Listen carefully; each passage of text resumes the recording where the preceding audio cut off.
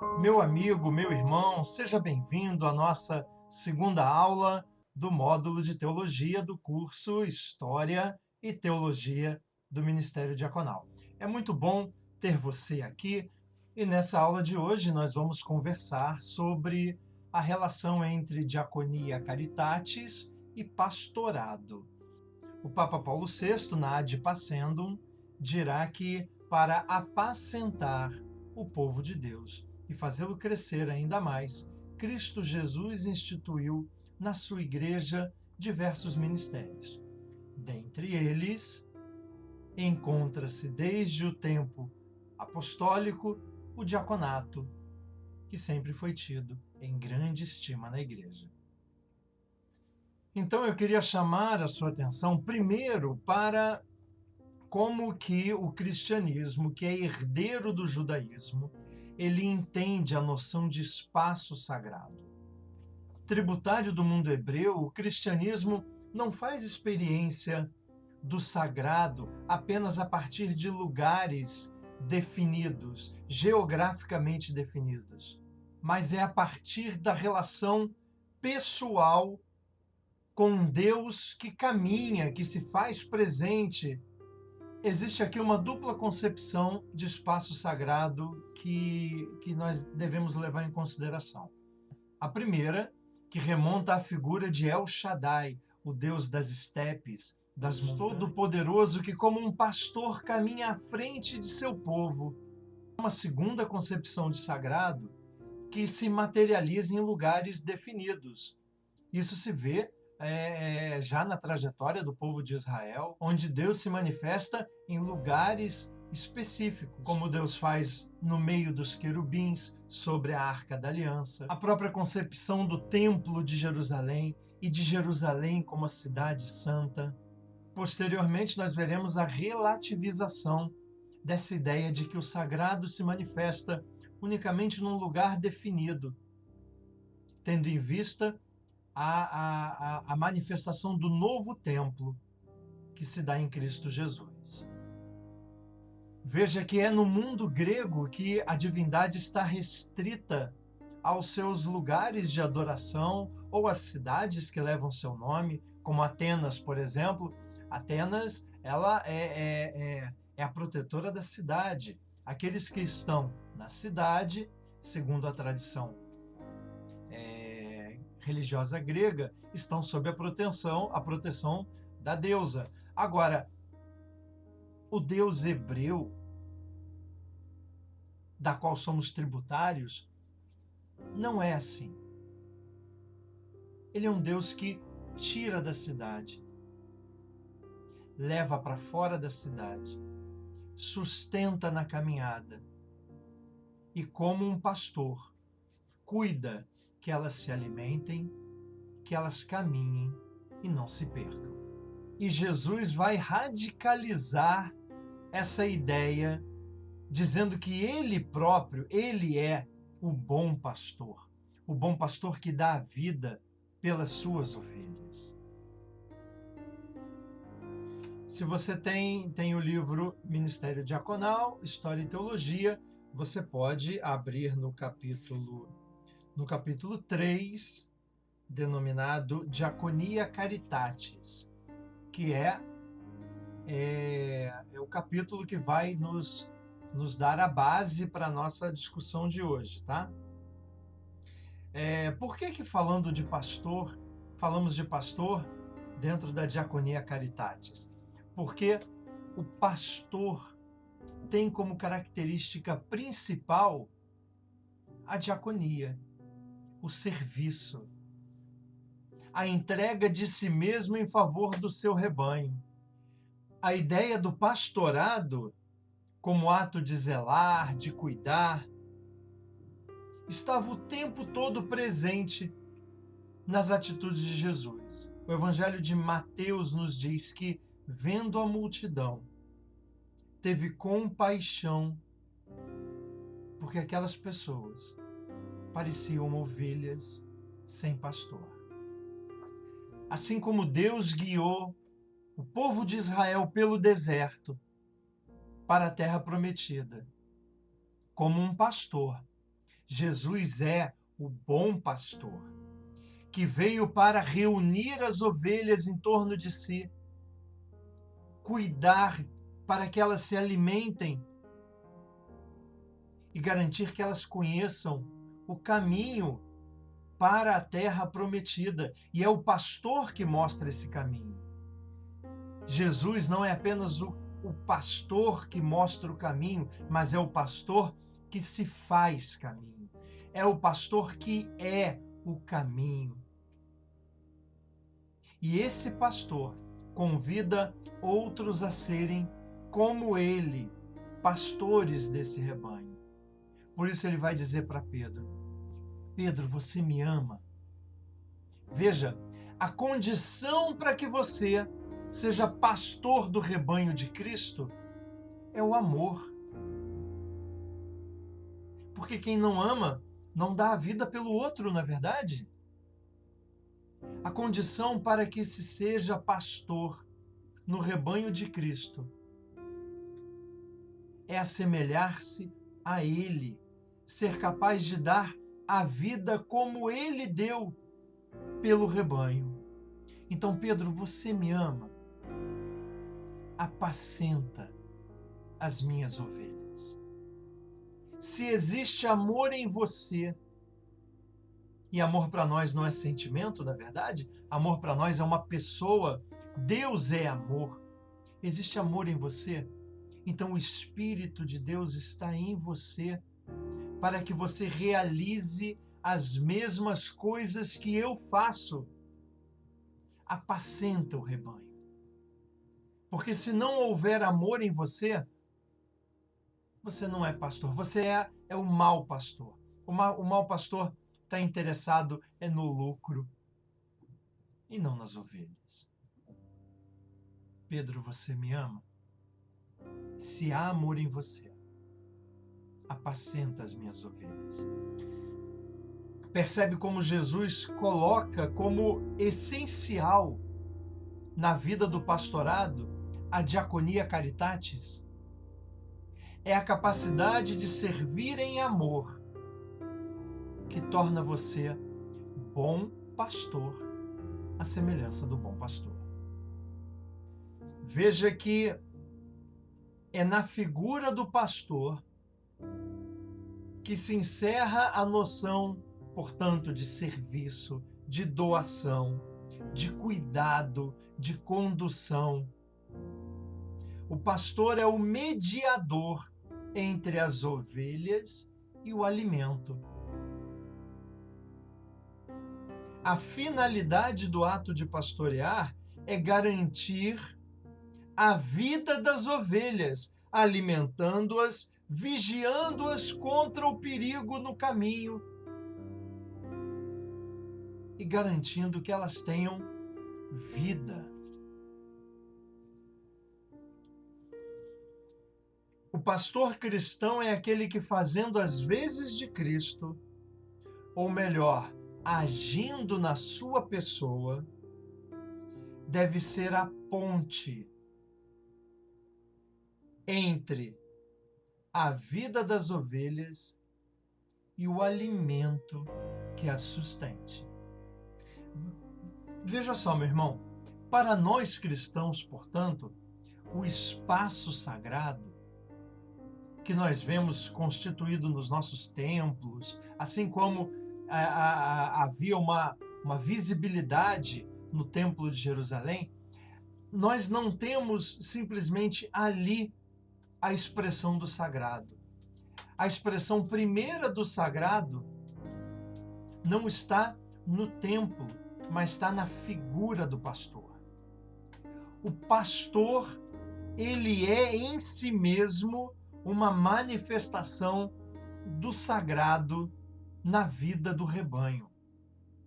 Porque é o pastor que vai mediar as ovelhas e as fontes de alimento, garantindo-lhes a vida.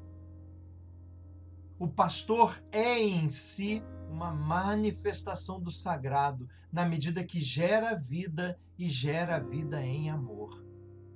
Existe um comentário rabínico muito antigo que eu encontrei, inclusive, nas obras de Michel Foucault, e que ele traz na sua discussão sobre o pastorado, que é muito interessante, e eu gostaria de reproduzir, de ler para você o que esse comentário rabínico traz, que está atravessado por essa ideia de zelo, de cuidado, de serviço amoroso.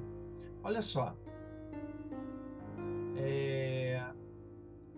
Explica-se, pois, por que Moisés foi designado por Deus para conduzir o rebanho de Israel.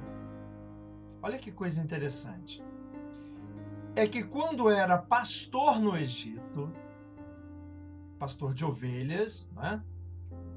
Moisés sabia perfeitamente fazer as ovelhas pastarem e sabia, por exemplo, que quando chegava a uma campina, devia mandar primeiro para lá as ovelhas mais jovens, que só poderiam comer a relva mais tenra. Depois mandava as ovelhas um pouco mais velhas e só depois mandava para a campina as ovelhas mais velhas, as mais robustas, porque essas poderiam comer a relva mais dura. Você percebe o olhar de Moisés, enquanto pastor? É um olhar atento às ovelhas. As ovelhas. É um olhar atento a como produzir vida na vida das ovelhas. E esse cuidado de Moisés chamou a atenção de Deus, segundo esse comentário rabínico. Era ele, veja, vamos continuar. Era ele, então, que presidia a distribuição justa, calculada e pensada do alimento. E foi então que Javé, vendo isso, lhe disse: já que sabes ter piedade das ovelhas, terás piedade do meu povo, e é a ti que eu te confiarei. Veja, meu querido, a figura do pastor é uma hierofania, é uma manifestação do sagrado, porque aqui Moisés cuida das ovelhas do modo como Deus quer cuidar das pessoas. E essa aproximação a gente encontra no discurso, onde Deus entende que se Moisés é cuidadoso assim com as ovelhas, ele será cuidadoso também dessa forma com o povo. Percebe? A figura do pastor, ela está atravessada pela diaconia caritatis, por esse serviço amoroso que deve gerar vida. Como Javé escolheu Moisés para pastorear com cuidado o seu povo, Jesus escolheu também outros Moisés. Jesus escolheu homens para serem pastores do seu povo. E ele radicaliza essa reciprocidade. E ele vai dizer: quem vos ouve, é a mim que ouve. Olha que coisa interessante. O pastor, ele deve ter o coração do bom pastor. O pastor deve falar, comunicar aquilo que ele ouviu e entendeu do bom pastor. Por isso Jesus vai dizer: quem vos ouve, é a mim que ouve. Veja, o pastor age na pessoa de Cristo. Ele impersona Cristo. Ele age na pessoa do bom pastor. Por isso, quem ouve o pastor é ao bom pastor que escuta. Muito bem, essa experiência ela é compartilhada no ministério ordenado. Episcopos, presbíteros e diáconos constituem aqueles que são extensão da missão apostólica de pastorear, cada qual ao seu modo. É por isso que desde muito cedo no cristianismo emerge toda uma literatura voltada ao domínio de si. Porque se o pastor age na pessoa de Cristo, ele deve ter um coração semelhante ao coração de Cristo. Então veja,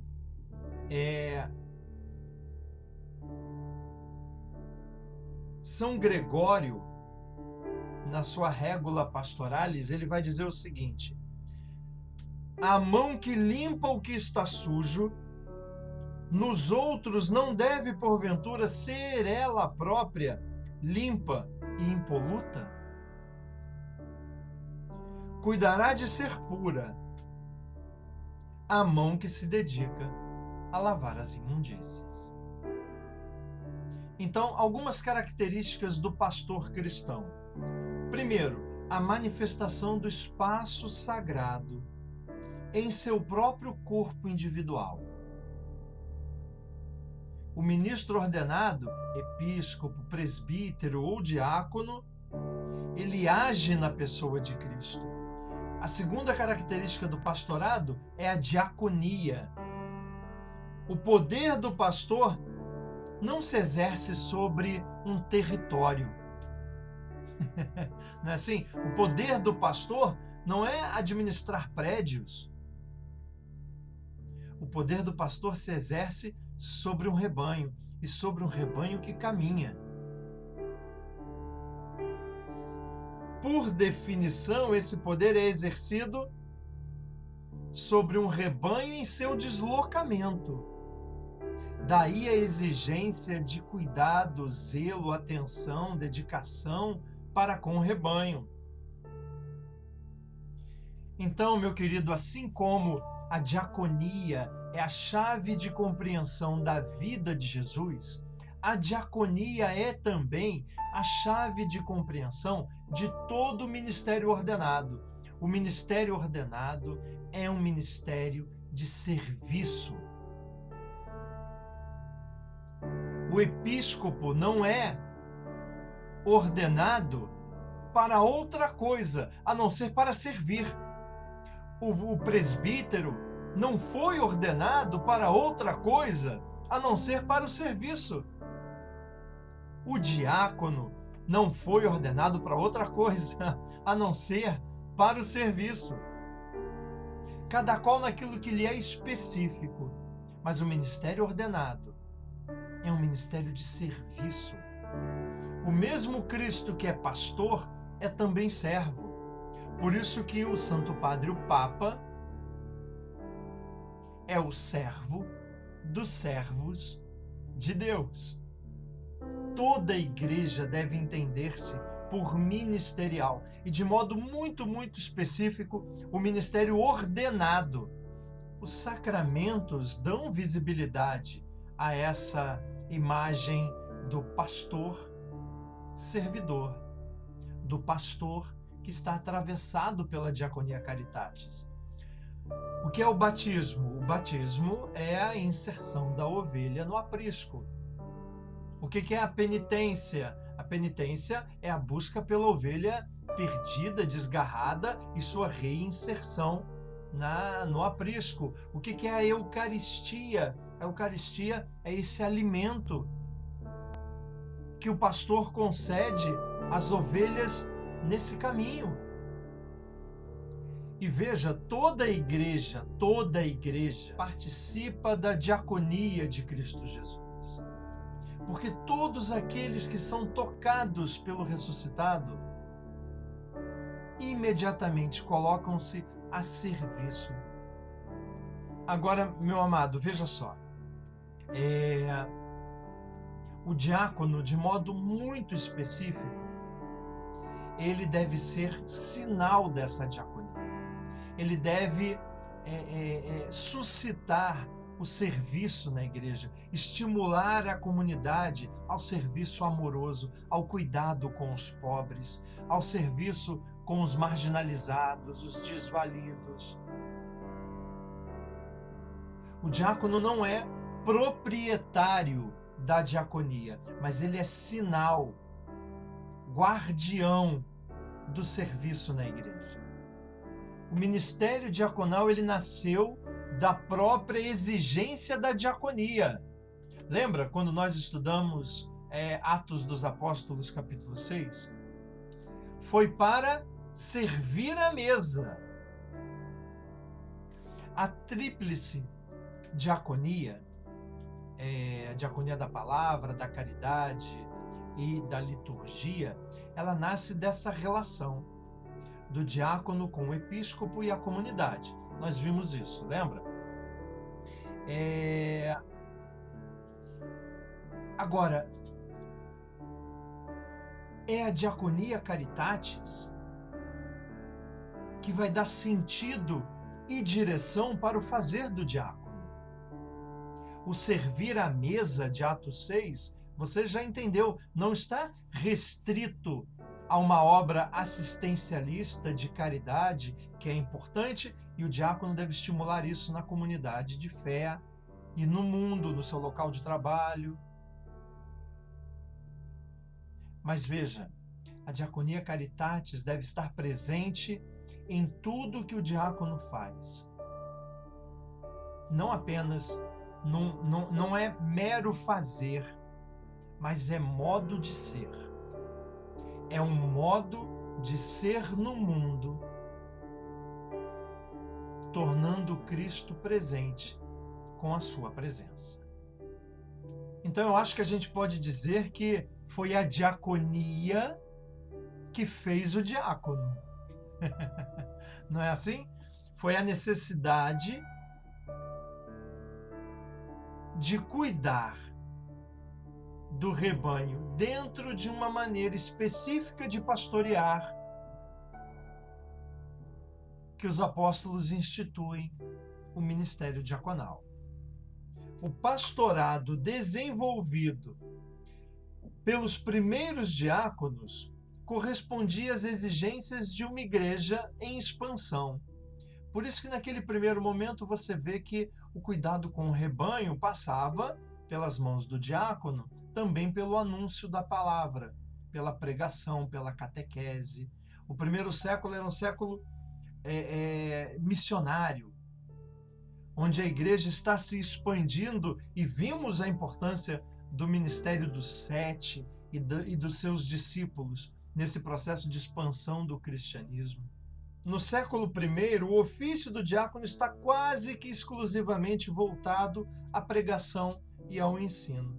No século II, os diáconos vão aparecer já cuidando dos pobres, gerenciando os bens destinados aos pobres e aos necessitados. Isso a gente encontra na apologia de Justino de Roma, no cuidado que eles deveriam ter com as viúvas, com os órfãos, com o ágape.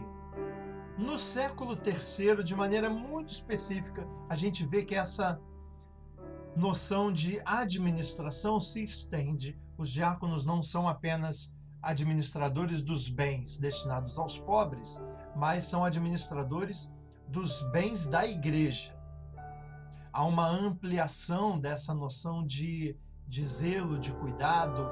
É zelo para com o pobre, mas é zelo também pelo corpo de Cristo, que é a igreja, na qual o diácono participa como administrador. Muitos se tornaram, como nós já vimos, arcediáconos ou arquidiáconos, nessa função de administrar os bens da igreja. O arquidiácono era aquela figura de proximidade do bispo, o primeiro dos diáconos, e o responsável, em nome do seu episcopo, pelos bens da igreja. Era-lhe, por vezes, o seu representante em assuntos políticos.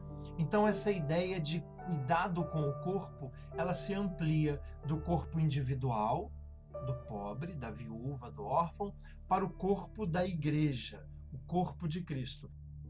A partir do século IV, século V, nós vemos uma série de críticas aos diáconos, não ao diaconato, certo? Porque o diaconato é ministério de Cristo, e como ministério de Cristo ele não se perde, não enferruja, não envelhece, mas crítica a alguns diáconos que no mau exercício das suas funções vão abrindo espaço para campos de rivalidade, de crítica, né? Então nós temos São Jerônimo, que vai criticar muitos diáconos romanos, Orígenes vai criticar também alguns diáconos que usavam mal do seu lugar eclesial de administradores dos bens dos pobres e dos bens da igreja. Então veja só, no século IV nós temos a emergência do monacato. Lembra quando eu falei que a diaconia não pertence ao diácono, não é propriedade do diácono, mas a diaconia pertence à igreja? Os monges ampliaram essa noção de cuidado e de zelo com o povo de Deus. Foi na ação evangelizadora dos mosteiros que se criaram escolas, hospitais, abrigos. E veja, por incrível que pareça, uma das razões de queda do prestígio do diaconato e posterior desaparecimento do ministério enquanto ministério permanente se deve a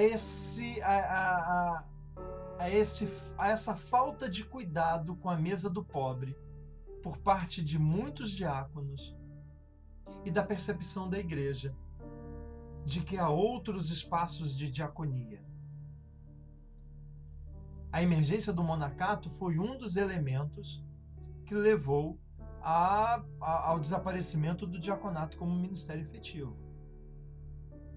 Tem também o espírito de sacerdotalização. Nós já vimos isso. A gente hoje não vai rever. Se você perdeu essa aula, procura a nossa aula sobre desaparecimento do ministério diaconal enquanto ministério permanente. O ministério diaconal nunca desapareceu. Foi concebido num outro lugar, enquanto transitoriedade para o presbiterato. Mas o ministério diaconal nunca desapareceu. O que deixou de existir foi o diaconato vivido como ministério efetivo permanente, certo?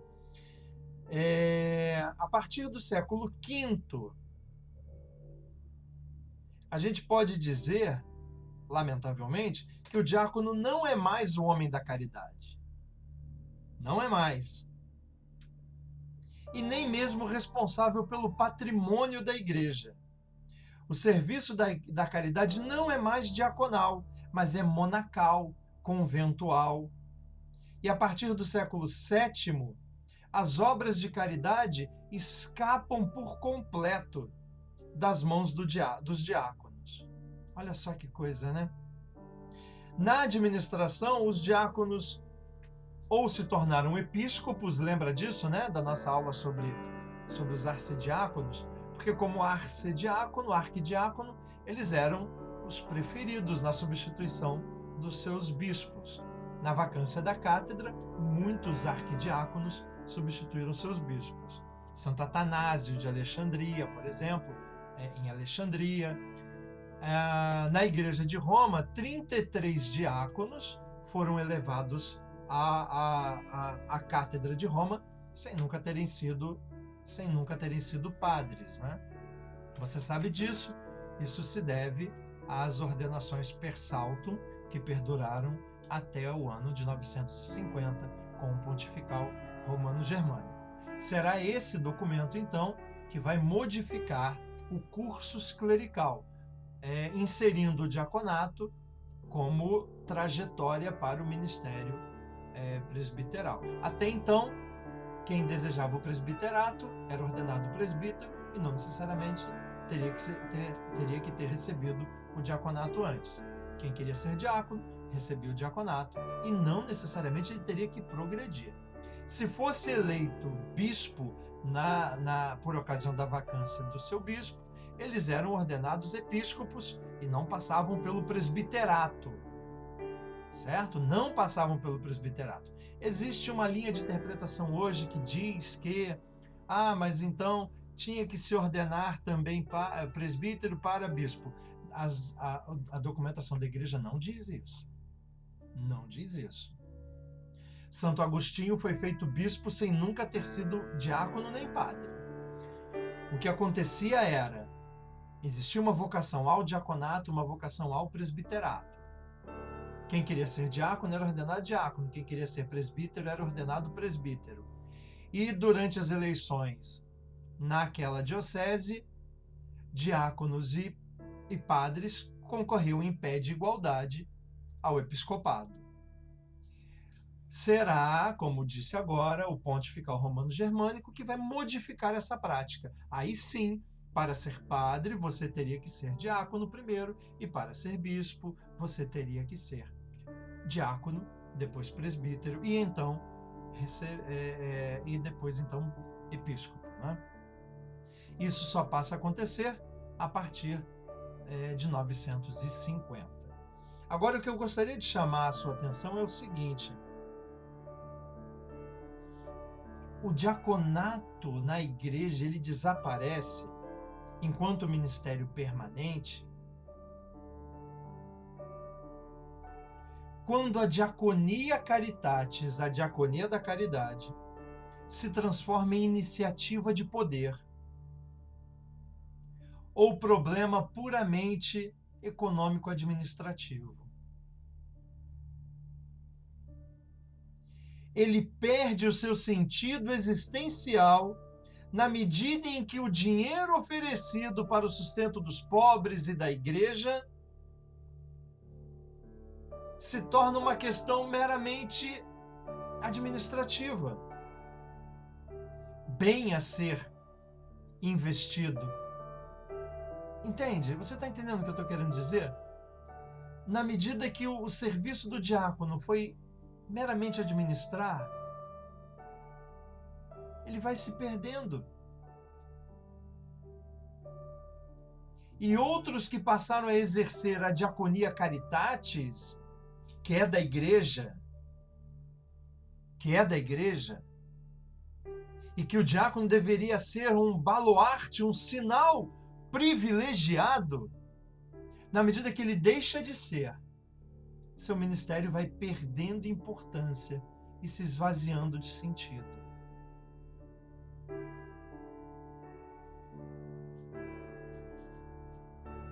Seu progressivo afastamento da figura do Cristo servo e bom pastor será uma das razões do desaparecimento do diaconato enquanto ministério permanente.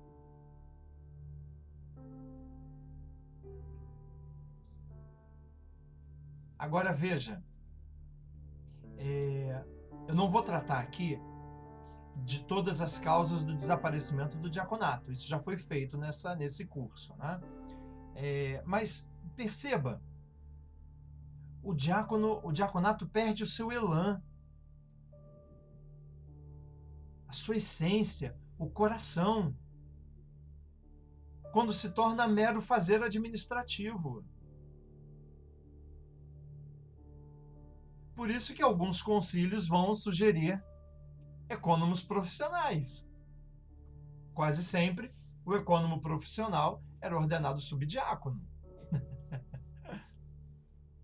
Porque se é simplesmente administrar, vamos colocar uma pessoa capaz, formada, capacitada para isso. Não precisa ser diácono, né?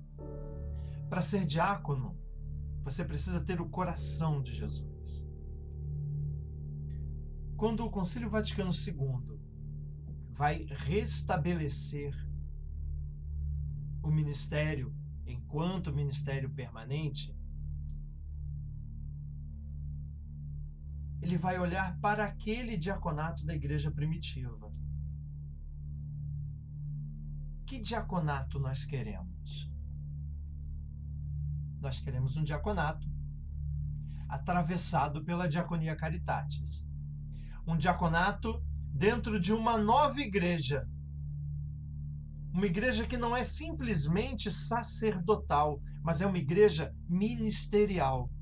Porque uma igreja ministerial, como é a igreja pós-Vaticano II, ela olha para todos os ministérios e valoriza todos os ministérios, ordenados e carismáticos. E sabe dar o devido valor a cada um deles. Percebe? Essa igreja entendida dentro de uma nova eclesiologia, uma igreja povo de Deus, comunidade de fé, com diversidade de carismas e hierarquia, entendida como serviço, no qual o poder do pastor é um poder de serviço, atravessado pela Diaconia Caritatis. E é nessa perspectiva que o diaconato emerge como sinal privilegiado da diaconia de Cristo Jesus. Essa diaconia que é da igreja deve ter no diácono o sinal privilegiado do amor de Cristo pelos pobres, pelos encarcerados, pelos doentes, por toda e qualquer forma de empobrecimento que o ser humano viva nesse mundo. O diácono deve estar lá como sinal sacramental do Cristo servo, gerando vida. E sim, pastoreando aquela parcela do povo de Deus, em nome do seu bispo e em nome de Cristo Jesus. O restabelecimento do diaconato no Concílio Vaticano II, ele nasce de uma nova teologia dos ministérios, onde toda igreja é ministerial e está atravessada pela mesma esperança e pelo mesmo fazer amoroso.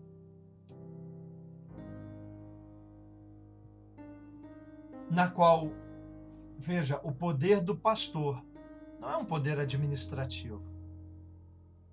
Porque a noção de pastor e de pastorado é aquela do cuidado para com o rebanho em seu deslocamento. Lembra disso? O pastor é aquele que se ocupa com as ovelhas. É a partir dessa nova concepção de igreja e de pastor que emerge o diácono. Dentro dessa igreja, como o Papa Francisco gosta de dizer, dessa igreja em saída. Então, meu amado, veja só, essa característica particular do ministério diaconal, que é a sua transversalidade, ela é uma condição fundamental para o ministério diaconal no mundo hoje que vivemos. Esse mundo líquido, se você quiser chamar assim, esse mundo pós-moderno, esse mundo onde as relações são fluidas, esse mundo onde as pessoas vivem pelo prazer, pelo querer, onde estabelecem a própria vontade como a maior das vontades. O diácono entrega sua vontade ao bom pastor, para que ele, com o coração de Cristo, possa pastorear o povo de Deus. Pastorear um povo que não é seu, mas pastorear na comunhão com presbíteros e episcopos. É por isso que Paulo VI disse na Ad Passendo: para apacentar o povo de Deus, Cristo Senhor instituiu na igreja diversos ministérios. Entre esses ministérios, já desde o tempo dos apóstolos, salienta-se e aparece com particular relevo o diaconato, o qual foi tido sempre em grande estima na Igreja. Muito bem, meu querido, olha só. Na próxima aula nós vamos ver um pouquinho, então, a teologia do ministério ordenado, olhar para os ministérios, o lugar do diácono dentro do ministério ordenado e a sua relação com o sacerdócio, certo? Então a gente se vê na próxima semana, conversando um pouquinho sobre a relação diaconato e sacerdócio. Um grande abraço para você e até nossa próxima aula.